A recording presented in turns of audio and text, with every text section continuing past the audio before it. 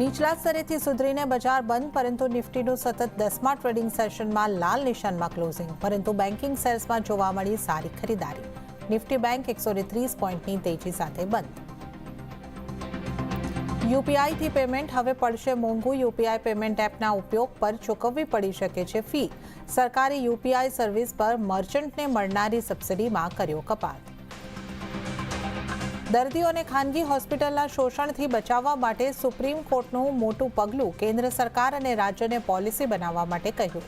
પોતાની ફાર્મસીથી દવા, ઇમ્પ્લાન્ટ અને અન્ય મેડિકલ ઇક્વિપમેન્ટ ખરીદવા માટે મજબૂર નહીં કરી શકે હોસ્પિટલ. વિશ્વમાં ટેરિફ વોરની સ્થિતિ ગંભીર. મેક્સિકો, કેનેડા, ચીન અને યુએસ ટેરિફ આજથી લાગુ. ચીન કેનેડાએ પણ વળતો જવાબ આપ્યો. યુએસના અમુક પ્રોડક્ટ્સ પર 15% ટેરિફ લગાવશે ચીન. કેનેડા પણ 25% ટેરિફની કરી જાહેરાત. અને દુનિયાના સૌથી મોટા વનતારા પશુ સંરક્ષણ કેન્દ્રનું પીએમ મોદી